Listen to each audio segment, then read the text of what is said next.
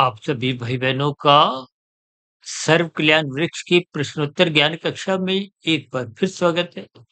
आज की चर्चा में किसी भाई बंधु ने हमारी कोई शॉर्ट्स की वीडियो प्रसारित हुई थी छाता के ऊपर। देखिए, मानसून के दिनों में अक्सर एक साधारण वर्षा में आप और हम छाता लेकर अपने कार्यों को एक दिशा देते हैं, कर लेते हैं। उस छाते को संबंधित किसी भाई बंधु ने आंधी तूफान की स्थितियों से कुछ छाता उड़ जाता है संबंधित हमने बात रखी थी। उससे संबंधित ही एक जिज्ञासावश एक प्रश्न पूछा।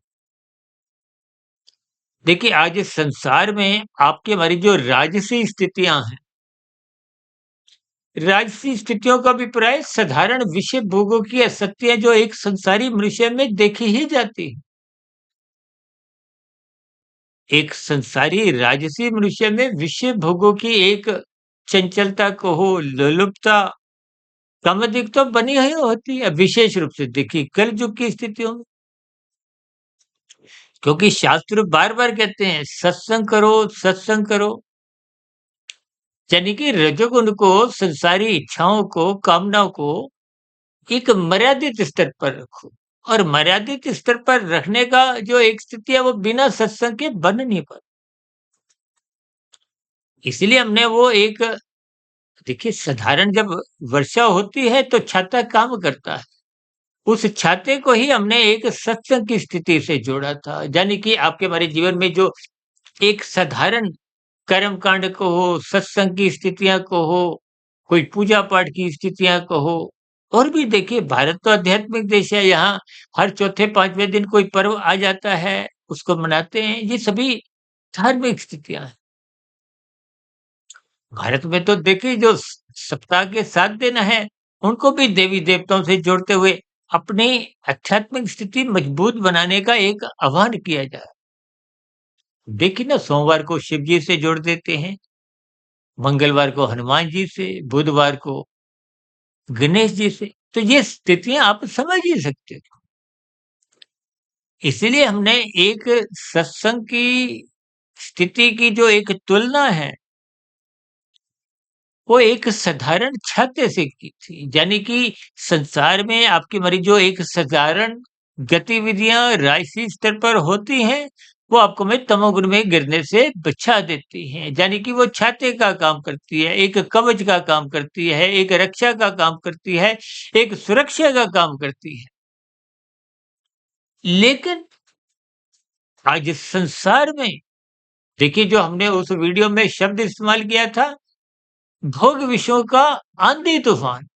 आज देखिए भोग विषयों की आंधी तूफान ही आपके हमारे जीवन में विभिन्न प्रकार की एक अनियमितताएं निरंतर देखने को मिलती है। आज ब्याह शादियों में देखिए आपका हमारा भोग विषय कैसे बिगड़ते हैं। प्री वेडिंग की स्थितियों में अर्थ और काम एक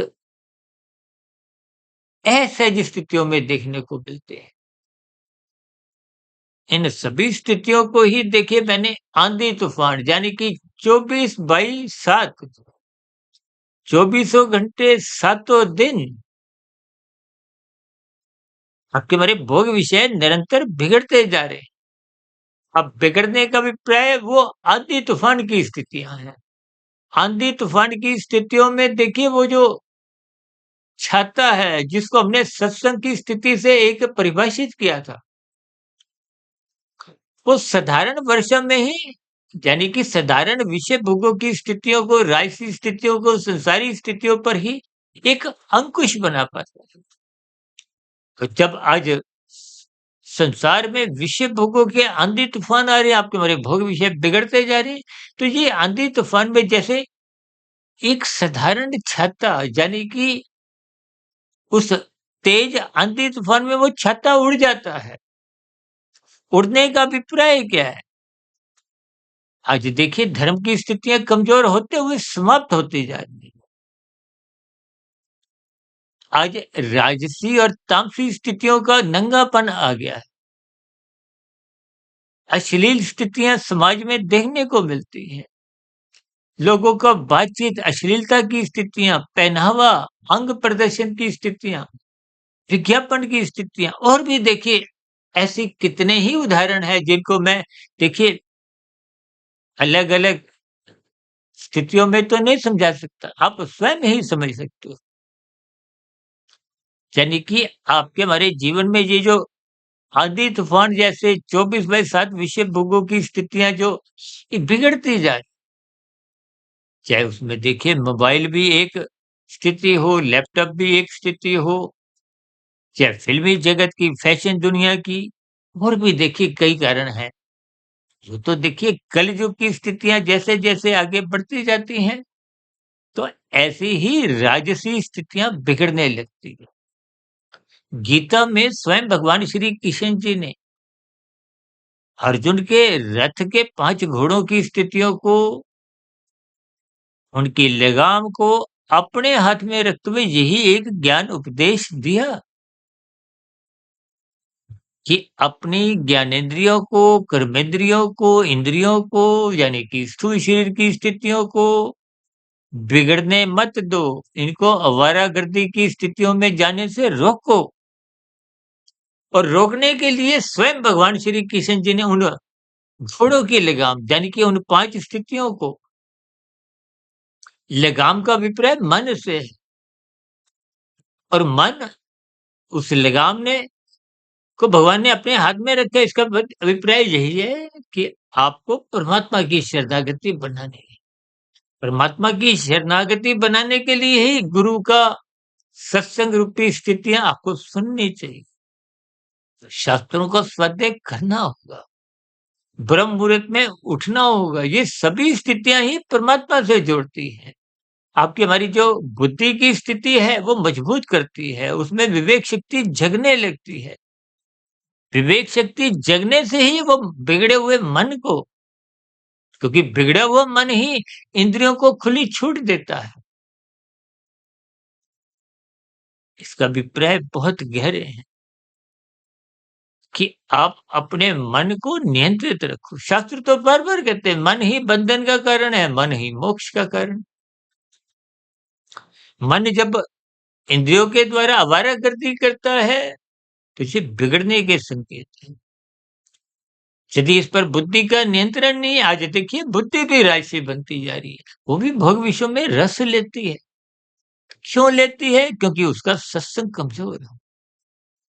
जब बुद्धि में विवेक शक्ति नहीं जगती तो वो मन के साथ दोस्ताना संबंध बनते हुए मन और बुद्धि दोनों ही विषयों में रस लेती है।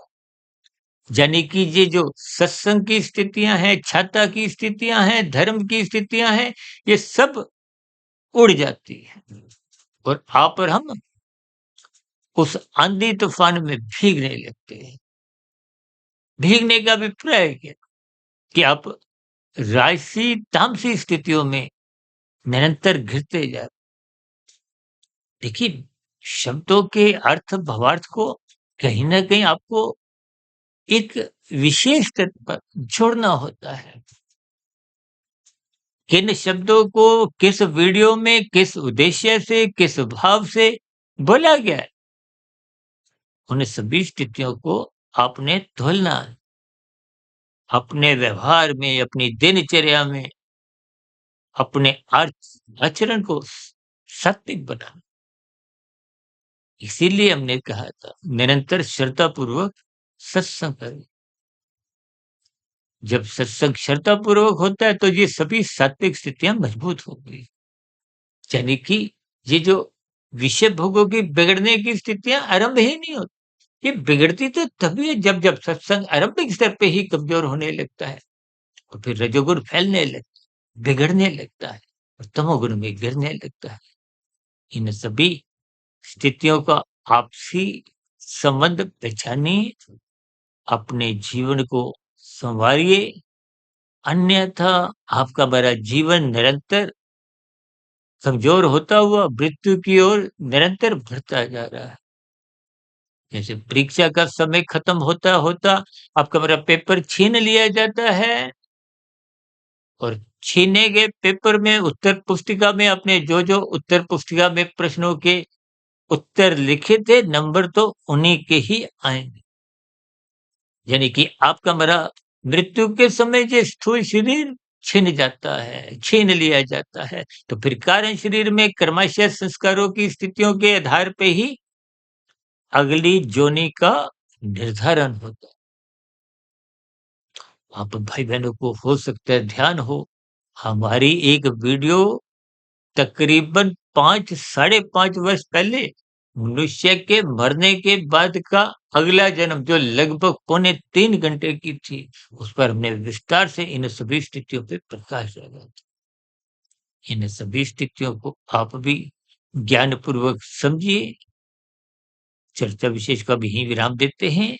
आज की चर्चा संबंधित भी आपके मन में कोई प्रश्न, सुझाव या शिकायत जैसी कोई स्थितियाँ हों, तो इन नीचे कमेंट्स बॉक्स में इन सभी प्रतिक्रियाओं का स्वागत है। चर्चा विशेष को यहीं विराम देते हैं। कल सुबह ब्रह्म मुहूर्त ज्ञान उपदेश कक्षा में, कल दिन में आध्यात्मिक ऑक्सीजन और शॉर्ट्स की वीडियो के द्वारा फिर विचारों का सिलसिला एक निरंतर बनाए रखेंगे। तब तक आप अपने आध्यात्मिक मित्र सुधीर भाटिया फकीर को इजाज़त दें। वीडियो विशेष को सुनने के लिए आप सभी भाई-बहनों का बहुत-बहुत धन्यवाद।